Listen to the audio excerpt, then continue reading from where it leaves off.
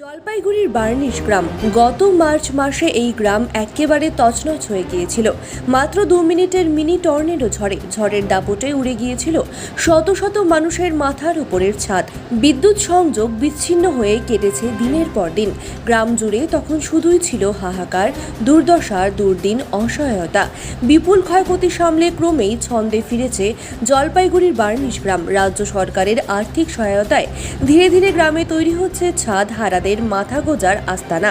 তাই এখন কালবৈশাখীর সামান্য ঝড়ো হাওয়াতেই ভয় গ্রাস করছে গ্রামবাসীদের। দুঃস্বপ্ন কাটিয়ে উঠতে না উঠতেই ফের যেন এই ঘটনার পুনরাবৃত্তি না হয় তা ভেবেই ভয়ে ত্রস্ত হয়ে রয়েছেন গোটা বার্নিশবাসী। মাস দেড়েক আগেও খবরের শিরোনামে ছিল এই গ্রাম। বর্তমানে গোটা গ্রাম আস্তে আস্তে ছন্দে ফিরলেও তাদের অভাব অভিযোগ এখনো যায়নি। সেই অভাব অভিযোগের ফাঁকেই আরও এক গভীর ভাবনার চিত্র ধরা পড়ে গ্রামের মানুষগুলোর চোখে মুখে। এই বুঝে এলো এই রাক্ষসে ঝোড়ো হাওয়া হয়তো ফের উড়িয়ে নিয়ে যাবে মাথার ছাদ। এই বুঝি ফের তছনছ হয়ে যাবে গোটা গ্রাম। এই ভাবনাই বারংবার মাথায় ঘুরছে গ্রামের প্রতিটি মানুষদের মনে। তাই কালবৈশাখীর সামান্য ঝোড়ো হাওয়াতে গাছের পাতা নড়লেই ভয়ে সিটিয়ে দিন গুজরাচ্ছেন এনারা। কবে তাদের মনের এমন ভয় দূর হবে, ফের স্বাভাবিক হবে সবকিছু? এখন সেটাই ভাবনার বিষয়।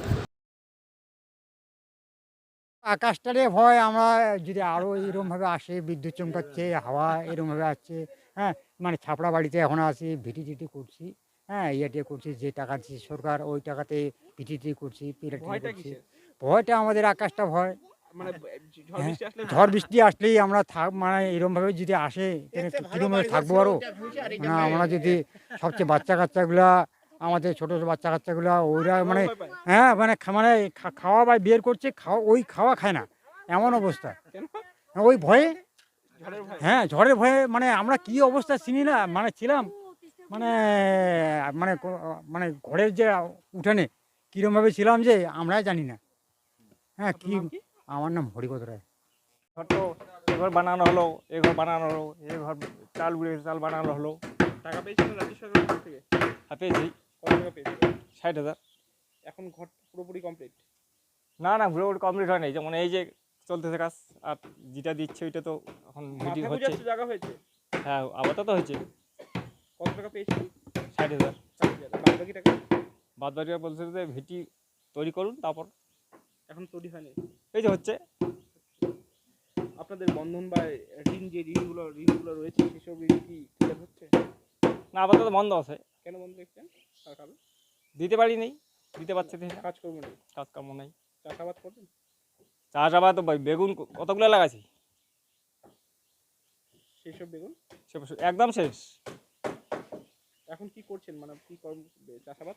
এখন চাষাবাদ কোনো কিছু নেই। আমার যে সুপারি বাগান ছিল 3 বিঘা 3.5 বিঘা, সে এখন আমরা গুনতে গেলে 10টা খাই দাঁড়ানো গাছ আছে, বাদ বাকি সব শেষ। কোন গ্রাম আপনার? বার্নিশ পুঁটিমারি। ওই তো বাড়িঘর ভাঙে গেছে, সব কিছু বাচ্চা কাচ্চা নিয়ে যেভাবে ছিলাম। কিসে ভেঙেছিল? ঝড়ে। ঘর বাড়ি হয়েছে, আতঙ্ক গিয়েছে মনে?